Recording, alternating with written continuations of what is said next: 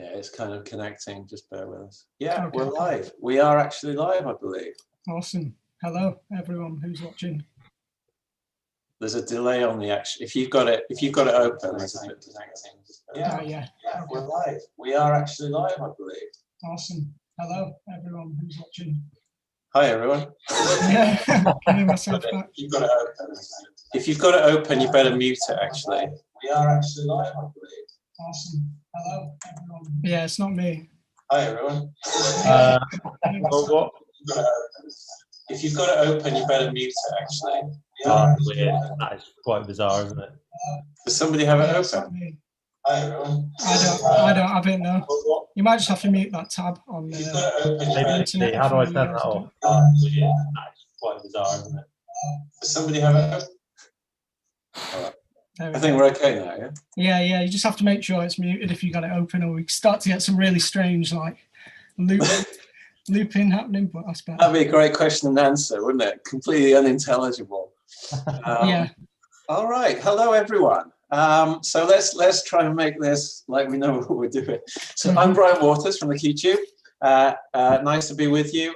We've got some people watching live, so that's wonderful, and I'm sure we'll have some other people watching it retrospectively, given that we've got members and participants from all around the planet, and I don't expect people to be up in the middle of the night watching this. So because of that, I've had some questions sent in as well, which we'll try and get through.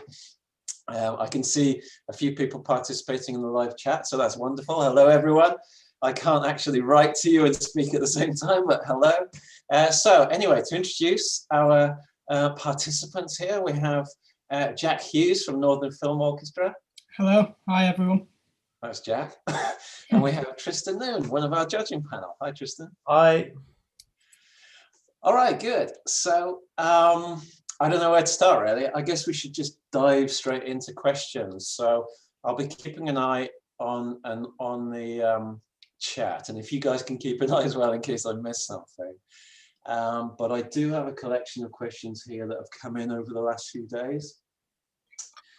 So the main one is a sort of all-encompassing question, really, which is, can you give us a bit more of a handle on what the orchestra consists of? So we've put into the entry pack a list of the instruments and quantities, but Jack, you've seen these questions. Do you want to sort of discuss that a little bit? Yeah, so obviously the orchestra configuration will be what's listed in the sort of welcome pack. There was a few questions about percussion in particular. So it's listed as one percussionist, and we've had a couple of questions about, like, what, that's a bit vague, what instruments does that cover? So we've pretty much got access to all your standard concert percussion, so timpani, glockenspiel, xylophone, vibraphone, tambourine, suspended cymbal, and all of that. So there's not really too many limitations on the actual instruments you can pick. The limitation there is that there's going to be one percussionist.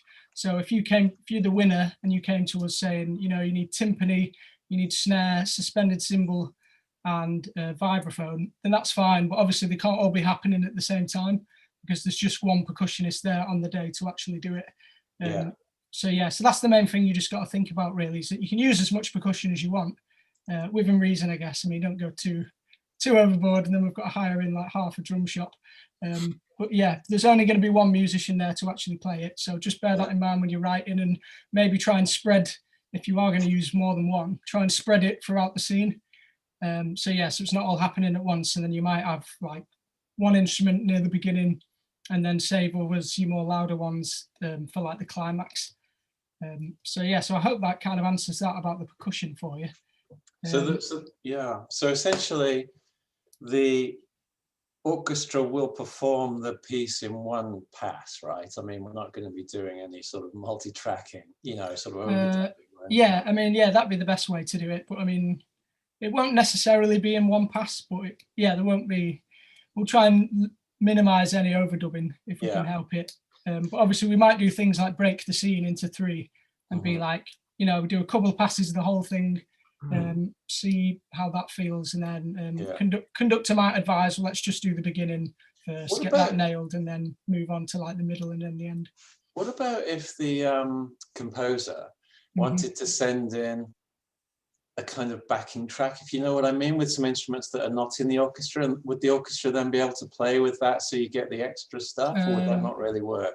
Yeah, I mean, that would be absolutely fine. The only one problem with that is, I don't know, part of the appeal of the orchestra is that the sort of metronome of it is the conductor.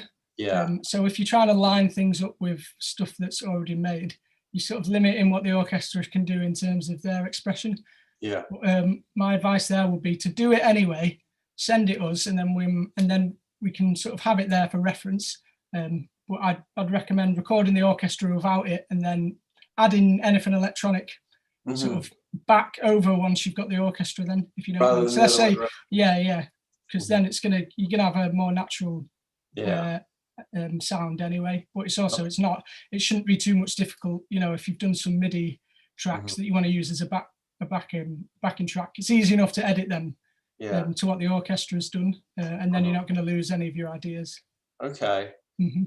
Okay, cool. I mean, I think that one suggestion that we could make to people, perhaps, and I'm interested to know whether you agree, is that people could almost, you know, sort of compose it at will, create it at will, and then if they're lucky enough to win, then we start a dialogue about how to sort of port that, if you like, to the orchestra. Yeah. I mean, it's not going to be like a hard brick wall between like the winner and then actually realizing it and recording it properly. Like, if there's things that needed to be tweaked here and there to make it happen, then that's absolutely fine. And of course, if the composer's got ideas that they want to try at that point, we'd obviously be all ears and be wanting to make that happen for them too. Yeah.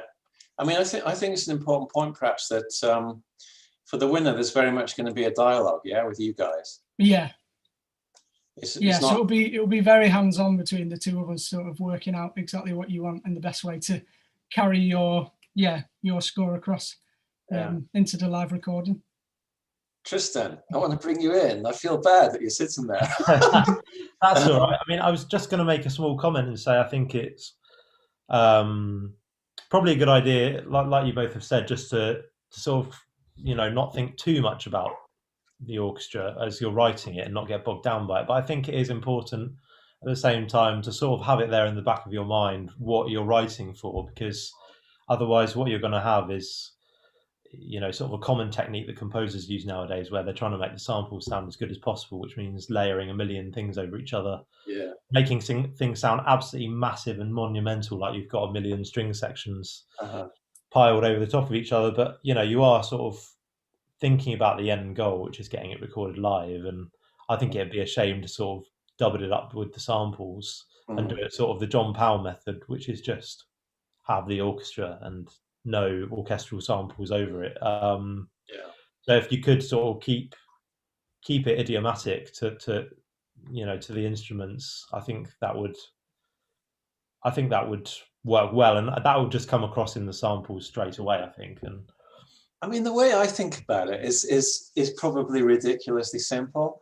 I think about it as almost as two separate things. You've got a scoring competition, try and win it. And then you've got, if you win, you've got an orchestra at your disposal. Yeah, pretty much. I think that's a good way of thinking about it. And then you're sort of splitting it into two. Two sort of separate projects. Then it's like they're trying to sort of they're worrying a bit too much. Some of them, I think. Sorry, guys. I think getting hung up on it and perhaps intimidated. That's another important point. I don't want people who are worried about it working with an orchestra to not enter the competition. If you want to do a score with a drum machine and nothing else, please do, by all means. I think people do get worried about writing, they see sort of writing for an orchestra as a really big deal. But obviously it is, it's a big task and it's not easy, but I think just write in the way that you that you would normally, and try not to get bogged down too much with the details. And like you both have said, there'll be plenty of opportunities to sort of have a dialogue and a back and forth and sort things out and go, well, look, that might not work so well, or this might work. And there'll be lots of opportunities to do that. I mean, one of the reasons why I've given it a relatively long time to run, which is over a month, is to give people the opportunity to dip into some of those many tutorials that there are on YouTube and so on, you know, to learn how to write for a string section and stuff like that. I really hope it's an opportunity for people to develop, you know, and develop some new skills. I think that's part of what I would like it to be, really. Yeah, I think for a lot of people, it will just be like using skills they've already done, but in a new way, if you know what I mean. So they might understand things like in terms of how they sound musically, but then they just don't know the sort of grammar of what you put on the page for the musicians to do that. But like everyone sort of gets the idea of like swells in terms of dynamics and things like that. That's like a sort of easy to understand one. But yeah, I imagine for a lot of people, it would just be like putting that into practice. And then, yeah, like you said, just maybe watching a few tutorials so they can get their head around, you know, what do string players do when they're sort of reading the page, and, you know, what can you do with the instruments? I mean, Tristan, when you're writing, to what extent are you actually projecting your mind forward to the actual physical act, if you like, of getting it recorded? Well, that's definitely something to me personally. You know, if I'm getting something recorded, then it's always wise to be thinking ahead to what's coming, because you know that eventually it's going to be recorded. It's different if it's placed upon you. You know, there have been plenty of times when I've been orchestrating for people that they didn't know when they were writing that they were going to have an orchestra at their disposal at the end, because you know, production budgets changed and all sorts of things happened along the way. And of course, that's just unfortunate that they weren't thinking about how it was going to be performed in real life. So there are obviously adjustments that you need, but obviously in this case, you know, we all know that's what's going to happen at the end. But yeah, I mean, like I said, it really is just a case of writing in the way that you feel most comfortable. And, you know, that often is the way that people end up sounding different, is because they just have their own sort of unique style of writing. And if you come from more of a pop background, just treat the instruments like, you know, treat the string section like a guitar, for instance. You know, you could do things like that. You know, there's always ways to translate from one genre to another. So just because you may not know how to write a string section in sort of a classical style, nobody cares. Nobody's expecting it to sound like classical or anything, really. You know, as long as it works to picture, that's all we're really asking for, isn't it? Yeah, absolutely. Yeah, definitely. Mm-hmm. I mean, it may be, I don't know whether you agree with this, but it may be that the sort of performed/recorded version of the winning score is an orchestral interpretation of the score, if you see what I mean, rather than... Yeah, I mean, there might be moments in it that are just like a bit either too tricky to pull off, or we might think that there's something a bit more ambitious, you know, that could be done with a particular passage, if you know what I mean. If someone's done something and then they haven't been thinking ahead to, like, I don't know, what's like an improvement for the players to actually do. But yeah, there could be moments where we're like, well, we could do this, if you know what I mean. So your experience will come to bear, you know, and perhaps enhance it, you know. Sure. Jack, maybe a little bit of insight into, you know, working with composers previously, you know, what sort of expertise they bring to the table and what sort of expertise you guys bring to the table. Do you want to just talk about that for a couple of minutes? Yeah, I mean, I think with composers, it's always a difficult one, because sometimes can get a bit too wrapped up in what they've written, you know, because they've spent so much time sort of intimately with it. But I think in this case, I don't know, it's a bit different with it being like scored to picture first, and then the process of sort of transforming it into something for the orchestra. I imagine there'll be more of like a discovery phase together, if you know what I mean, rather than the composer having that by themselves. But I think, well, it's always good having the composer there, because they know what they want and sort of what they'd envisaged beforehand. Yeah. But yeah, I think it's a bit different when it's the picture, though, because it's that reaction of how it works with the image too. So it'll be interesting to see how it comes together for some people's entries, I think. I mean, presumably you've worked with composers with different levels of classical training or different levels of theory. Yeah. So we've done a range of people, from, you know, people who've been to conservatoires and trained in the classical way, to people that don't know any of that stuff. And we always sort of approach them the same way, if you know what I mean, and that the music comes first and everything else is sort of just secondary details really. But as long as that communication's there between the composer and us, pretty much regardless of what their education is, or like what terminology they use to describe things. Because that's the other thing as well. Not everyone knows like the sort of formal description words and like the Italian words for things, but they know they have a word for it, if you know what I mean. So you just need to find that common language, I think, and sort of know who you're dealing with. And that goes a long way, I always think. Yeah, I think keep it simple is always the best key for any sort of studio session. Is people try and overcomplicate things because they think it's going to make them seem a lot smarter and you know, more sort of musically able, but all it does is just slow things down enormously. And you know, just really just keep it simple.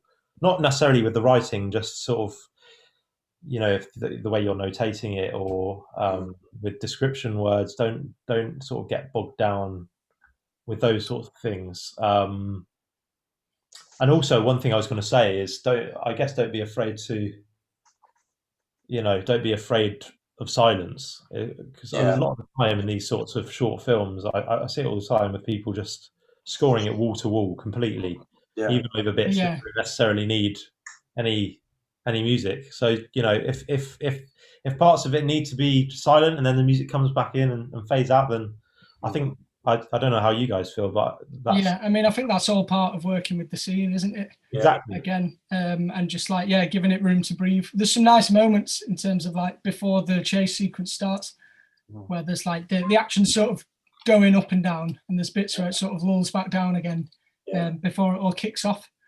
So those are good moments that you want to sort of take in your stride and really play with, I suppose. And then the music's just going to feel a lot more part of that scene, isn't it?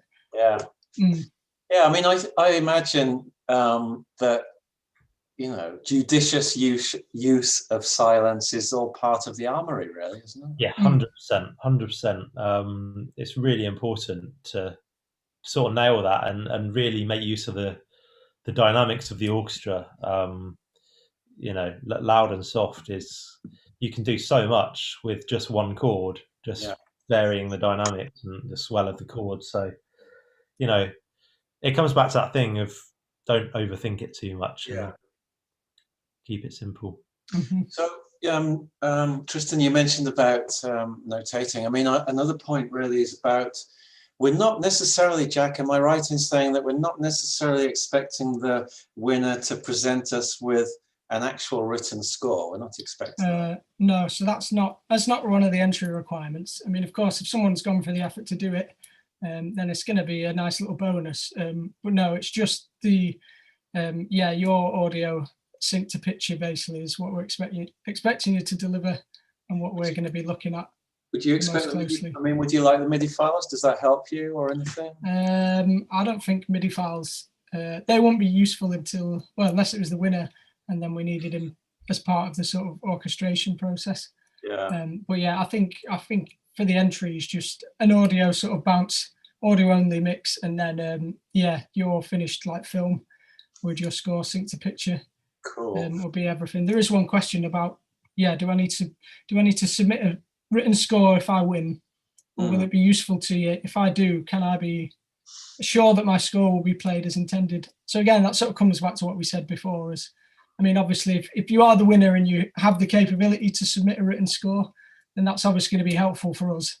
It just sort of cuts that stage of the process out. But again, there'll be a dialogue. It won't be like you just hand it off to us and then 2 weeks later everyone turns up to play it. There'll be a back and forth and us looking over things, and then can discuss certain moments. I mean, I think that back and forth potentially for a new composer, if you like, is going to be really fascinating and part of the prize in many ways. It's a discovery process, isn't it?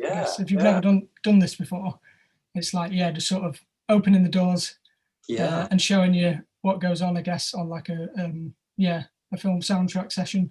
And I mean, depending on multiple factors, not least of which is the sort of pandemic, it would be great, of course, if the composer was able to come up to Manchester, I suppose. And I mean, that'd be the ideal situation, to have them there in person, and then they're sort of listening straight in the booth and in the hall versus on Zoom. But we'll just have to wait and see what happens.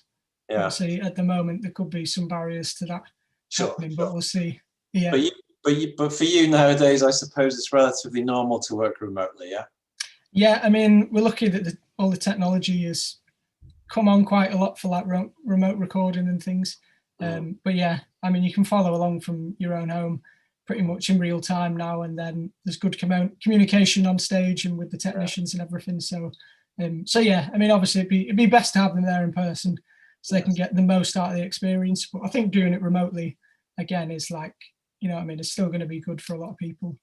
Tristan, do you want to add anything about working in person with orchestras and sort of working remotely and stuff? Yeah, I mean, I think it's a lot easier to be there in person because you're hearing so much more detail than even with the quality of Zoom and sort of remote recordings now. There's nothing like being there in person. So I think if you can be there, and the pandemic is slightly different to the state we're in now, then I think that would be advisable. But at the same time, if it's not at all possible, say if you're in a foreign country, it makes total sense to do it remotely. But you can. It's a lot faster to be there. They're talking back and forth with the players and the conductor and getting really fine tuning all the details to make it sound as good as possible, really. What's it like for you? I mean, it's unimaginable for me. I mean, are you very hands-on? Are you sort of just there to nudge things if needed, or how are you? I mean, it really depends on how much time you've got available. So, the level of detail you can sort of get into. Sometimes, you've got a lot of music to get through in a very short space of time, and you do have to be wary that, any more, any of the finer details you may have to sort of gloss over. And sometimes there's way more time than you need, and you can really, really dig deep and fine tune the performance. But yeah, I always love being there in person. There's nothing quite like it. It must be amazing actually to hear something that you've done in your home, in your studio, or wherever it is that you do it, and then you've got a real orchestra. It must be incredible actually. Yeah. So yeah, hence I suppose the interest in the competition, which is great. Okay, anything else, Jack, there that you want to quickly address? I'm just trying to think. I'm scanning through our list of questions. So we've got one. Someone asked about the harp. Can we assume it's a concert harp with the regular pedals? Yeah, it will be. There's not going to be anything out of ordinary with the harp. So just assume everything's as you'd normally do it. We had a question about brass mouthpieces. I imagine our players would have a selection of those with them on the day. So if you are the winning entry, yeah, again, that's just one of them details that we figure out after the fact. So I'd say try not to worry about all that stuff too early on in this stage. We had another good question actually about, so with it being a 20-piece orchestra, may fit in a smaller recording venue, would sound less reverberant. Do the recording engineers add reverb to taste, trying to match the mock-up, or do we get to mix all the mics ourselves for the final version? So the room we recording is very lively. It's a symphonic hall with quite a long reverb tail on it, but we've got adjustable acoustics, so you can bring the banners fully in if you want a closer sound, and that reverbs, I think it's 1.4 seconds, and then it goes up to 3.1 if we take all the banners off. So there's a bit of flexibility in terms of the acoustic. And then moving on to, in terms of mixing and exactly what people get. Yeah, so people could mix from all the mics themselves, I guess, if they wanted to. Yeah, if they were confident doing that. After the recording, we just sort of send over the OMF with all the stems then, I guess. And then it'd just be a case of, depends how involved they want to be, really. If they just want to take all the stems and do the edit, the mix and everything themselves. Obviously we're there to assist with all that and help if they do want some help with that, because that's what we do. But yeah, that's awesome. I mean, so they potentially could get unmixed. So they could just get all the stems and the multi-tracks from the session, and then they could take that away to piece together themselves. Or if they said, you know what, I just want to do the fun bit, you guys edit it and then send me the stems when they're edited, then that'd be fine as well. So yeah, we're pretty flexible, really. And then again, if they said, oh, I'm just a composer, I don't want to mix, can you guys do it, then that'd be fine. I guess there is also the other aspect of, with it being a performance video, would be like a separate aspect to the mix, if you know what I mean, whether or not that would be handled by us. So obviously the video is going to be edited. I'd say it's less common that the composers would want to edit the video themselves, wouldn't it, than mixing their own piece. So yeah, I suppose with that we just have to see what happens. But yeah, definitely you could have all the mics and all the stems from the day to mix yourself. Awesome. So like typically with you guys with the 27-piece orchestra, how many mics would you be using? So it would be 3 sets of pairs. So we have one that's like for the decatry above the conductor. We have some ambient mics that are flown sort of from the ceiling towards the back of the hall. And then we have another pair that outriggers. And then it'd be for the strings, I think we're using 1 mic every 2 desks at the moment. So you're looking at, it's about 12 to 14 microphones, depending on how we lay things out. And again, with the percussion, that's like, could be extra ones there. So yeah, I think it'll be interesting for people, especially if they've never mixed orchestral music that's recorded like that. Because obviously when it's all in a room recorded at once together, you get the bleed from the different sections, which is actually like a lot of what goes into the scoring stage sound, if you know what I mean. So I think people would find that interesting. And that's something I have to do a lot when I'm editing, is like the bleed actually ends up being really helpful, because there might be certain tracks where, you know, someone just scraped the bow against the violin or something, you get like a little woody tap that you didn't want. So there's moments when you can sort of duck the strings down a bit, that mic, and then luckily you've got the bleed from somewhere else in the hall to sort of act in support. So yeah, you get an interesting little balancing act between different bits for the edit. So yeah, I think it'd be fun for people if they've never done that before. Amazing, yeah, I think it'd be amazing. God, I mean, especially if you could be there in person to see how it works. I mean, it'd be a fantastic experience, really. Oh yeah, definitely. But we'll document it anyway. We'll do a video, and even if they're on the other side of the planet, you'll get how it works. Tristan, do you remember the first time you went into a studio to get an orchestra to do one of your pieces? Do you remember that? No. I can't remember the first time. I remember the first time that I walked into, maybe it was, no, I don't know the first time. I remember the first time I walked into an actual studio, which wasn't anything to do with my music. And that must have been around 2013 or 2014. And it was just amazing just seeing all these players, you know, just sight reading straight away, just having never heard the piece before. And you just think, how can anyone do that? You know, they you know, they don't know. Say if a violin has got quiet dynamic and the French ones have got a loud dynamic, nobody knows what anyone else in the room is playing. You know, they don't know what dynamic they're playing. They don't know what dynamic, what notes anyone else is playing. You know, and they all come together and make this insanely cool sound. And that is always what has sort of drawn me to. It's an awesome thing, isn't it? You know, and when you consider how long it's been in existence, if you like, as a sort of way of producing music, it's still absolutely mind-blowing. You know, it's really not, and it's so special. You know, it's we all sort of, we all have to use samples and all of that sort of stuff, and it's great. You know, it's what we can do now with samples, but you know, there's nothing quite like recording with real players and the emotion that they can put into it that, you know, would just take so long with samples. You know, you can there's so much more flexibility with live players. You know, you can say, can you play this line a bit folky?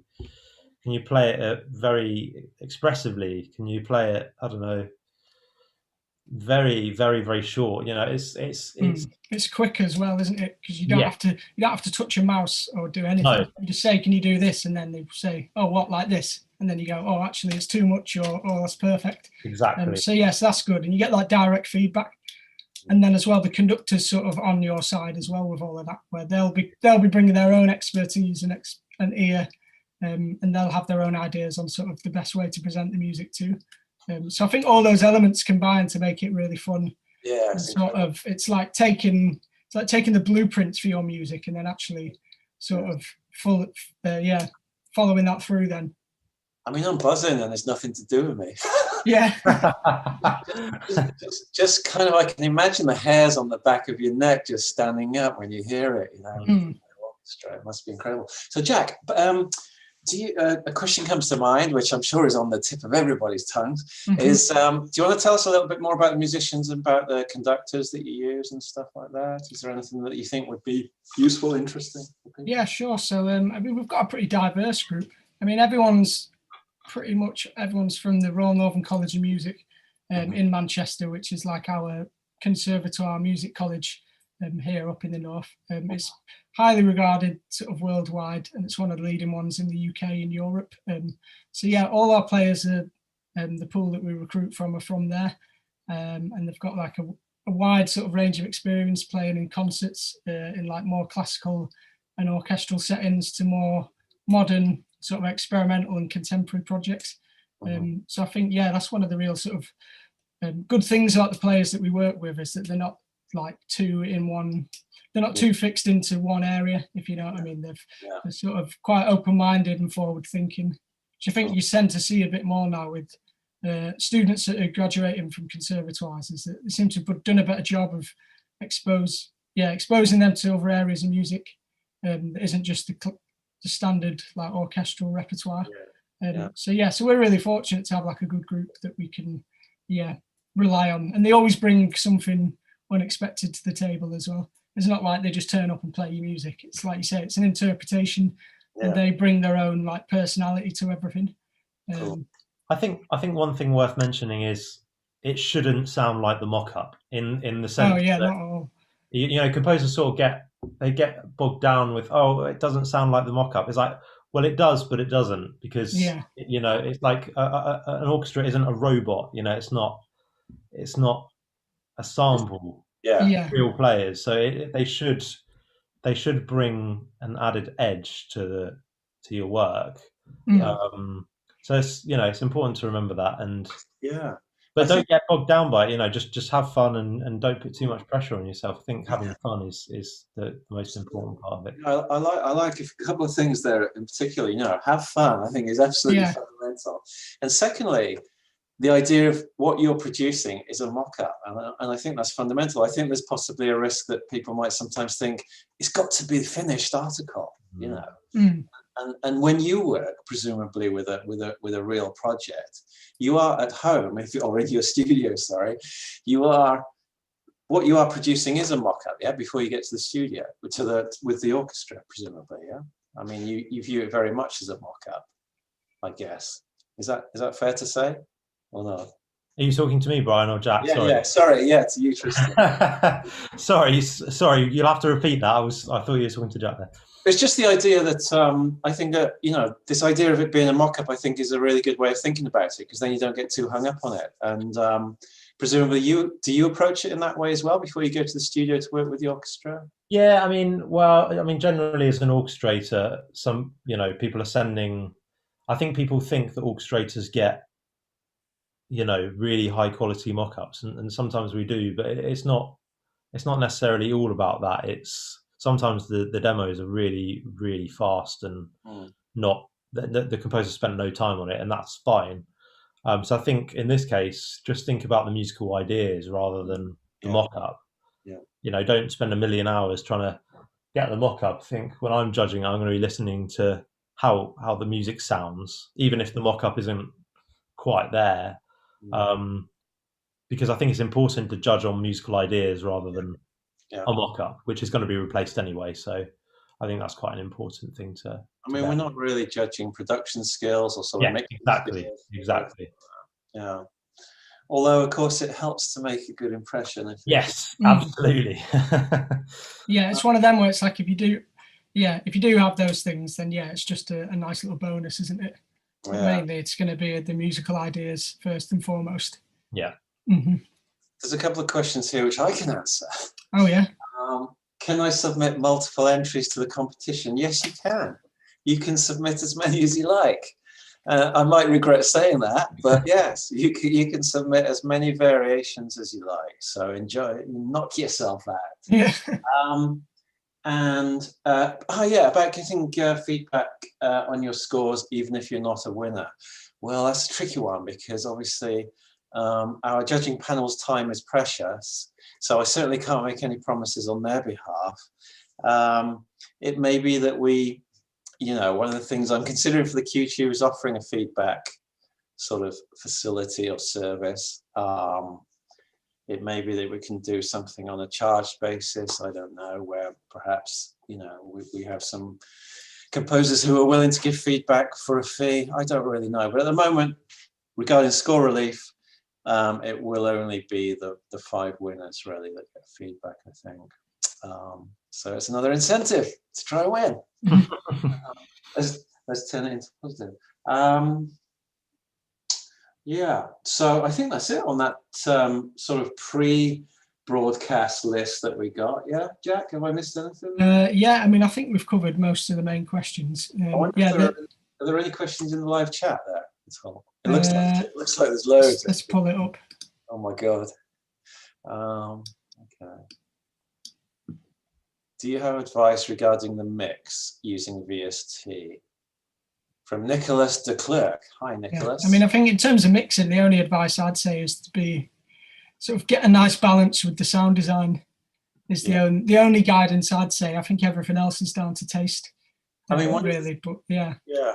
I mean, in the document that you receive when you download the video, there are some recommended YouTube channels with some really great tutorials as well. So that might be worth looking at. Anything you want to add to that? Anybody? Tristan, Jeff? No?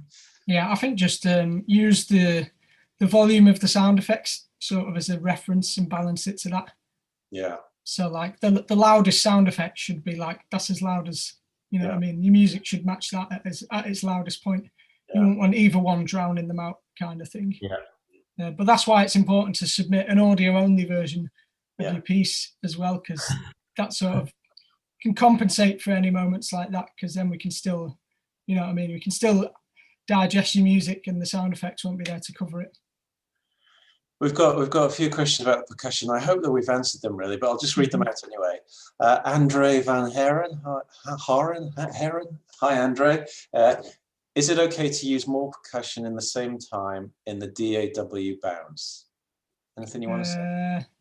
I think he's asking there is can he use multiple percussion instruments? Wait, can you repeat that? Does he say at the same time? Yeah. He says, this is verbatim, but it's okay to use more percussion in the same time in the DAW bounce. So I think he means if they're kept as samples. Yeah.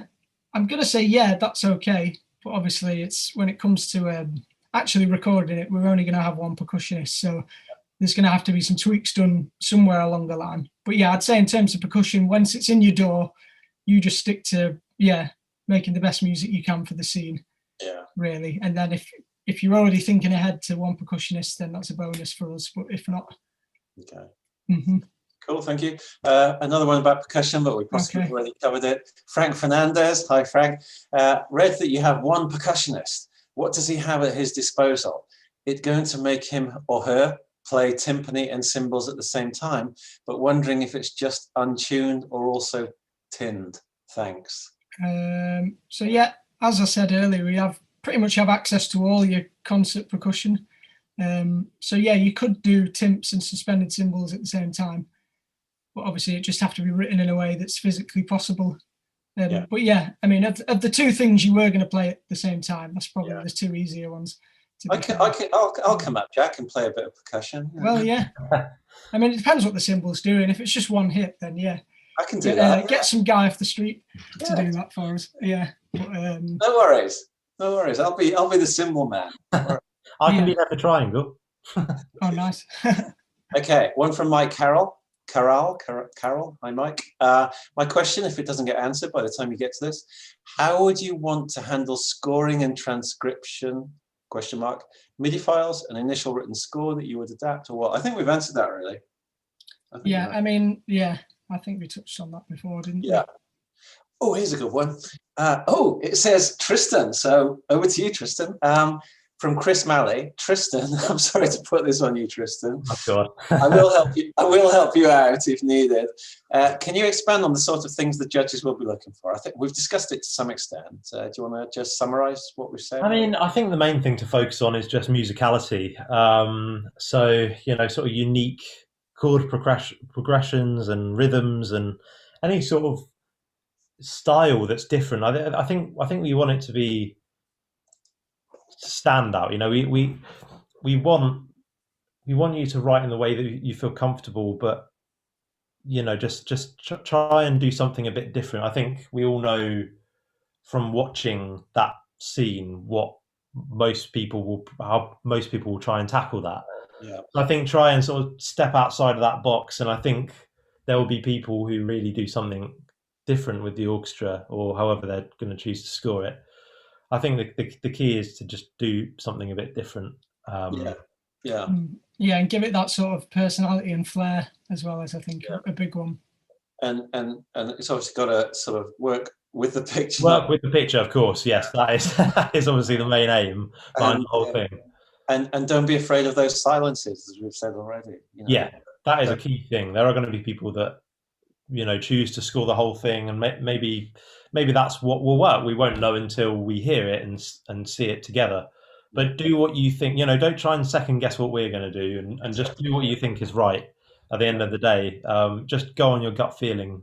That's the best thing you can do, really. Absolutely. Use the force. Love it. Okay. Tech-inspired minds. I really appreciate you making this beginner friendly. Good, you've got that. That's really important. I've been a musician for all my life. Okay, it's not a question, but it's nice anyway.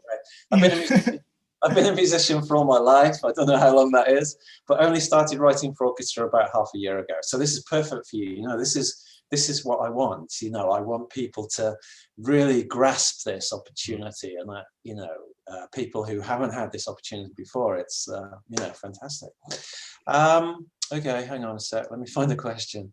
You say there are two different projects, and yet the way we orchestrate is part of the judge's evaluation, right? Could you tell us what the judges are looking for? I think we've already covered that from Alexander Diaconou. Can you, Alan Osbaldstone, can you expand on how the judging will work? Well, if you mean, so we've talked about judging criteria. If you're talking about the judging process, this is the dread question really at the moment, because we've built flexibility into it so that we can adapt it to however, depending on the number of entries we get. And so the short version, the short answer is that we will be shortlisting the entries. All the entries will be listened to. We will be shortlisting the entries before passing them to our judging, before passing the shortlist to our judging panel. And then the judging panel will be responsible for choosing the 5 winners from the shortlist. So that's the short answer. I don't know what else to say on that, because we really are we have a number of options up our sleeve, and it really depends on how many entries we get. And it also depends to some extent whether we get all the entries in the last 24 hours or whether we get them sort of drip fed during the month. You know, that's also going to have some influence, I think, because obviously we can handle a regular flow of entries more easily than we can 5,000 entries on the last day. So, you know, there are a lot of variables here. Jack, is there anything you want to say? Any thoughts on that? I think you kind of covered it mostly, yeah. But I think a lot will come down to just how many entrants we get and where. But as you say, yeah, we've tried to plan for all eventualities. So yeah. I think, yeah, no matter what happens, it should be quite a streamlined sort of process. Yeah.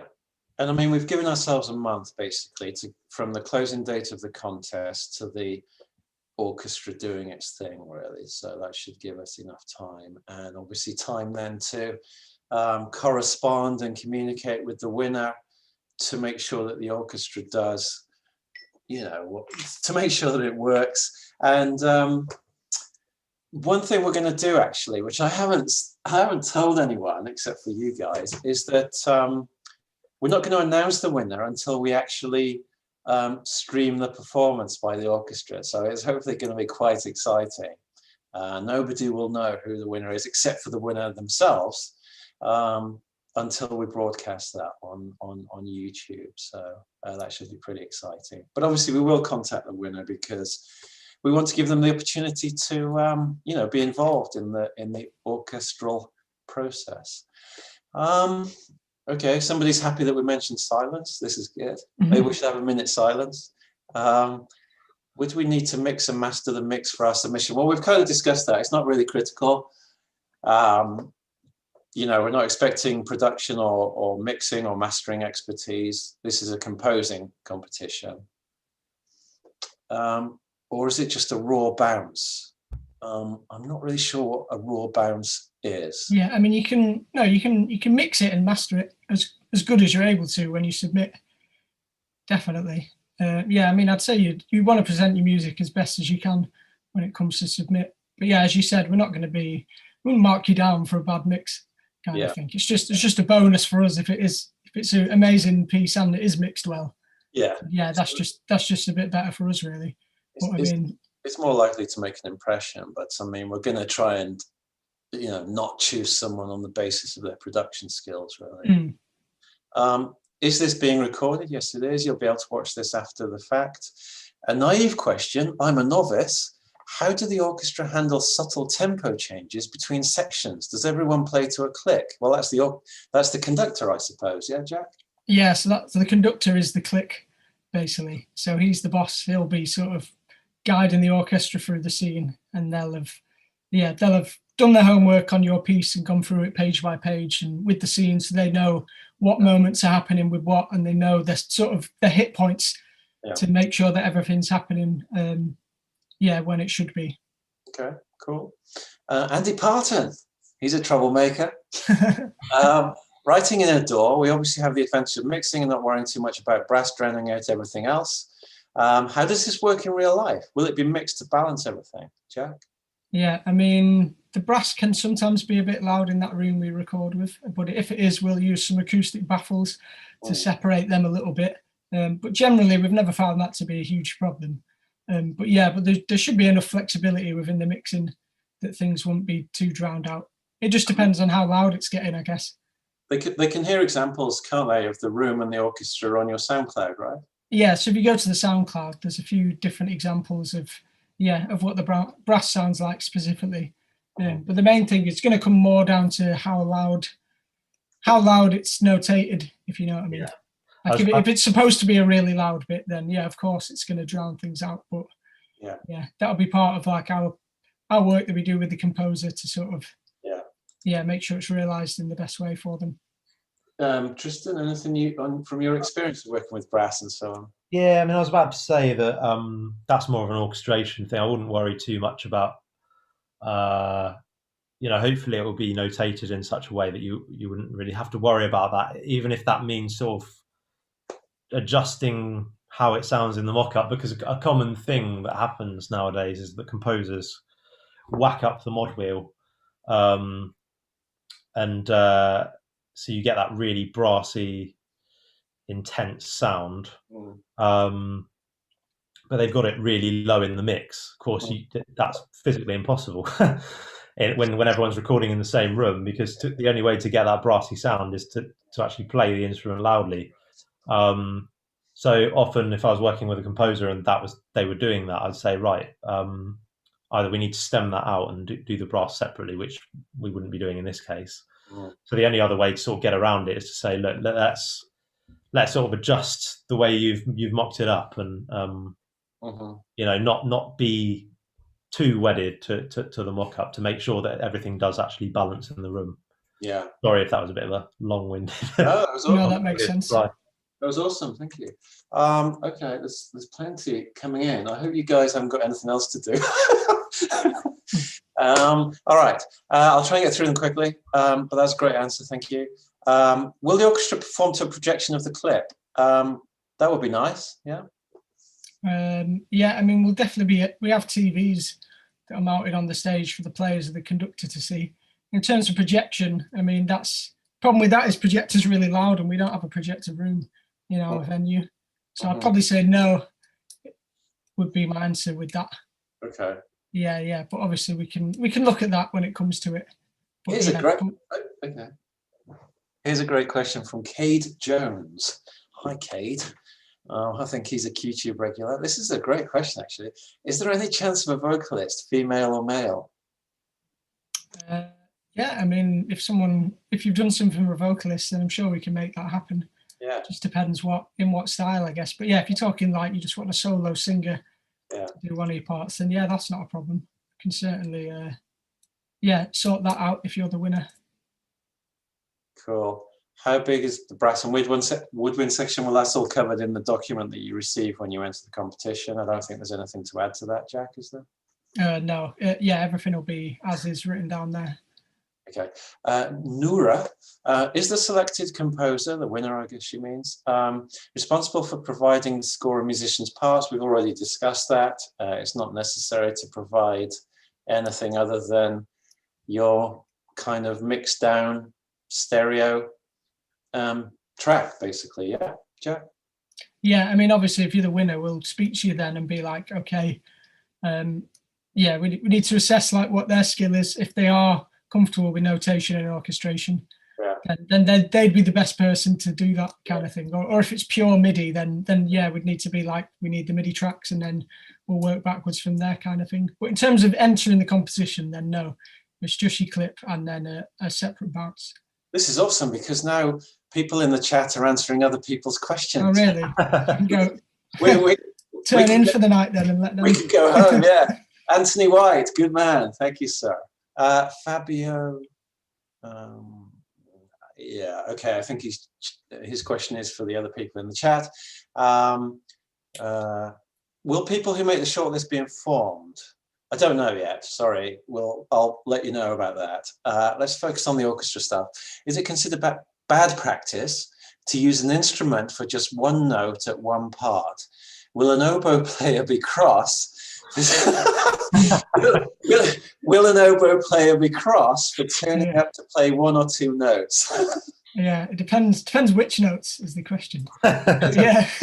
It depends which oboe player, doesn't it? As long as you use the best notes. But yeah, I think they wouldn't be cross, no. But I mean, obviously, I'm sure they'd appreciate something fun to do versus something not fun to do. So yeah, so I'd say just have a bit of empathy for the players, and you know, if you've got time to give them something slightly more enjoyable to play, then yeah, go for it.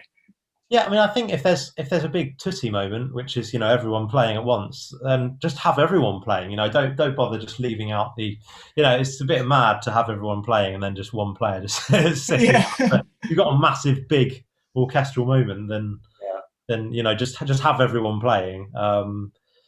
But I think don't worry too much about that sort of thing. You know, if it only needs like 4 bars of oboe or whatever it is, then that's what it needs. Don't just write it for the sake of thinking, oh, the player's going to hate me and I'll be bored, you know. But Jack, is your oboe player quite a mellow chap? He's pretty chill, yeah, for the most part, I think. Thank God for that. So don't worry, guys, about the oboe player. Andy Parton again. How does the orchestra handle tempo changes? Which is preferable, a big tempo change or faff about with time signatures? Well, Can I chime in? Go for it. Mm-hmm. The best way to handle it is to sort of get as close as you can with time signatures. So if you need to go from 4/4 to a bar of 3/8, then 5/4 or whatever it is, and then just sort of adjust the tempo map so that you're on the hit points. That's the sort of the best way to go about it. Otherwise, you get crazy tempo changes that go from like 180 BPM to like 40. Yeah. And the orchestra just takes them so long to get the hang of it. So I think that's the way to sort of get around that one. Time signatures first, tempo changes to sort of really fine tune it afterwards. All right, cool. We're almost there actually. We might be able to go in a minute. Thanks for answer. How hard would it be to reorchestrate the piece not written for the orchestra? Case in point, tribute to Keith Flint, the Prodigy Orchestra medley. So I guess he's asking that if somebody did like a rock track, would we be able to change that for the orchestra? And the answer is yes, basically, yeah. Yeah, I'm guessing so. I can't see why that would be a problem, yeah. I mean, are there any limits? I mean, is there anything that you would think there's no way that we can actually. I don't know. I mean, doing like live sort of rock drums with an orchestra from a recording aspect becomes tricky. Anything electric guitars or things like that. I mean, yeah, I'd say just generally just stick to the instrumentation we've given you. But yeah, and I mean, okay. Presumably, you know, perhaps I could suggest that if someone was going to do a rock-based track or a you know, hip-hop-based track or something, presumably we could approach it, if they were the winner, from the point of view that we are preparing an orchestral interpretation of that piece. Would that be possible, rather than? Yeah, I'm sure that could be a solution. Yeah. So, you know, there shouldn't necessarily be any limits except for, you know, the ones that we discussed. I don't know. What do you think? Is that fair to say? Yeah, I think that would be okay. Does that make you nervous? No, it doesn't make me nervous. It's more just like, I don't know. It's hard to think that far ahead, really. It just depends on what someone's done, doesn't it? Yeah. Okay. Okay, someone's asking, I think it's the same guy actually who wrote to me about Mouthpieces, but we've already discussed that, and the pedals for the heart we've already discussed. Don't make some. Kate Jones says, never make an oboe player cross. You won't like them when they cross.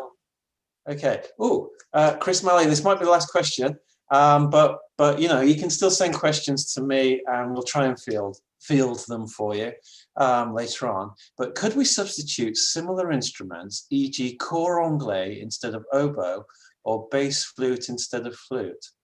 Yeah, things like that are all fine. Okay.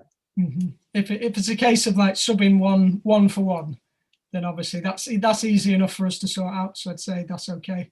But yeah, but again, that's sort of further down the line. Your main concern at the moment is just write the music first, and then figure that stuff out. Because maybe you'd want, I mean, there was a question about doubling actually. Yeah. On woodwinds, so doubling can be done.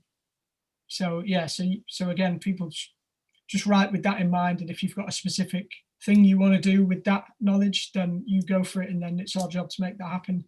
I think common doubling is like the principal flute will double on the piccolo is a common one, or you can have flute and then alto flute will be another one, or clarinet could double on bass clarinet, things like that. So it's never like the clarinet switches to guitar or something crazy. It's always it's always just a different version of the normal instrument anyway, so it's not too much of a big shift really. Okay, cool. Tristan, do you want to say anything on that at all? I think that's been answered. Okay. I think people are panicking that we're going to disappear, and there's a flurry of questions coming in. You know, it's like a race. Who's going to finish first? Would I be marked down for? I use the melody that the girl plays at the very start of the film. Would I be marked down for this as it's used in the original score? No, I don't think so. I think that's fine. No, that sounds good. That's creative. It's good. How much freedom would there be for the winner to make changes? I think, quite a lot of freedom. You know, you would have the opportunity to work with the orchestra. So I think within reason, there would be quite a good amount of freedom. Yeah, Jack? Yeah, definitely. Like we're not going to go putting barriers up. Okay. Pretty much as long as it can be achieved, yeah. We're getting lots of thanks from people. There's a one word question here. Tuba? Yeah. Question mark? Tuba. Tuba could be supplied. Again, if it's in substitution for something that is listed. If you said I don't want any trombone, but I'd like tuba, then yeah, that's fine. Okay. Cool. Do you have any low brass options, i.e. bass trombone, tuba again, and so on? Low brass. You have low brass? Yeah, low brass can be done. So if you specifically want to use bass trombone, just make that known to us, and again, we'll make that happen for you when it comes time to record. Okay. This should be the final question. There's no way of freezing the live chat, is there? Can we know which lower/higher alternative instruments are available for each instrument? That sounds like a bit of a minefield. Is that for doubling? They mean? I can't tell you anything more about the question. Sounds like it could be doubling, but I mean it's going to be all the usual things really. So it's like bass clarinet for clarinet, and then contra clarinet. Flutes like regular flute, alto flute. just all the common ones that people would normally double with. Like, we've got them all. So again, I wouldn't really, you just do what you want basically, and it's our job to make it happen when it comes time to record. To make it work, yeah. Yeah. Cool. Okay, I'm going to call it a night on the questions front. I want to thank Tristan and Jack very much for your time this evening. That's all right. Thank you for having us. Yeah, it's been awesome. I mean, I've learned something, so thank you guys. I'm ready to compose my piece now. Yeah. I think that, I mean, I'm not sure if you guys are watching the chat, but I think guys are very appreciative of what you've given them in terms of information. So good job. Awesome. Yeah, I'd just like to reiterate the funding side of it as well, just to make sure that people remember to go and check that out and leave a donation. Yeah. If you're feeling kind enough, because obviously that's another sort of side to all this that is just important. Yeah. That we're sort of raising our funds and meet the target that we set for Backup. Absolutely, yeah. Please bear that in mind, and please share that with everybody. They don't have to be participants in the competition. You know, friends, family, colleagues, anyone who might want to lend a hand to those sort of people from live events and so on who've not had any work basically for almost a year. So anything you can do to help out is really, really appreciated and definitely needed. So thank you guys. Tristan, a final word perhaps from yourself? Yeah, I think just to reiterate what we said earlier is just have fun. You know, just enjoy it. And if you win, then that's a bonus. Just experiment and have fun. Yeah. Well, I will. I hope I win. All right, guys. Thanks so much. I really appreciate it. And that's okay. No problem. See